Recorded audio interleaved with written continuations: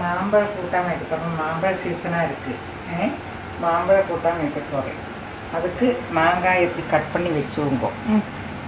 நல்ல பழுத்த மாங்காயாக இருக்கணும். அதுக்கு மிளகா வெத்தல், அரைக்கிறதுக்கு தேங்காய், கொஞ்சம் தேங்காய் நிறைய வேணும். ஓகே. வெல்லம் போட்டால் தான் நல்லா இருக்கும்.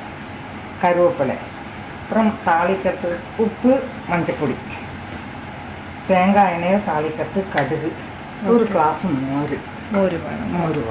சரி. அது இப்போ ஃபஸ்ட்டு இதை வேக போடுறேன். மாங்காயை நல்லா வேகட்டும். மாம்பழத்தை தோலை பார்த்துங்கோ. தோல் இதில் நான் எடுத்துட்டில்லை. தோல் செல்லுது கசக்கிற மாங்காய் இருக்குன்னா தோலை எடுத்து விடணும். இல்லைன்னா தோல் எடுக்கண்டா. நல்லா வேக வச்சாது. நான் மஞ்சப்பொடியை போட்டு வேக வைக்கிறேன். உப்பும் போட்டு வேக வைக்கிறேன். வந்த பின்னே பாக்கி. ஓகே.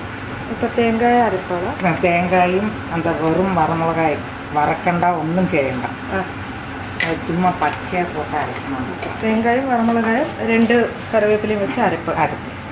வெல்லம் அப்புறமா போடுறேன். வெல்லம் போட்டு அப்புறமா வெல்லம் போடுறேன். வெந்தாச்சு. நீங்கள் குக்கரில் கூட வச்சு வேவிக்கல. உங்களுக்கு வேண்டி நான் அதில் வேவிச்சு காட்டுறேன். வேகம் தோலெல்லாம் வெந்து விடும். இப்போ நல்லா வெந்தாச்சு. இனி இந்த அரைச்சத்தை விட போகிறேன். தேங்காயும் வரமிளகாயும் பச்சை வரமிளகாய் வறக்காத்தது அதைத்தான் விடணும். இதை எடுத்து நம்ம அதுக்கு மோர் இன்னொரு கிளாஸ் விடணும். மோர் ரொம்ப புளி உள்ளதும் வேண்டாம், ரொம்ப புளி இல்லாய்க்கு வேண்டாம். புளி இல்லாய்க்கு இருந்தால் உங்களுக்கு பிரிஞ்சு போயிடும். புளிப்பாக இருந்ததுன்னா ரொம்ப புளிப்பாக இருக்கும். மீடியம் புளிப்பில் மோரை விட்டுருங்க. ஒரு கிளாஸ் மோர் விடுறேன். இனி அது தலைக்கட்டும். நம்ம ரொம்ப தலைக்கண்டா, ஒரு மாதிரி தலைச்சா போதும். அது தலைச்சி பின்ன பொரிச்சு கொடுத்துக்கலாம்.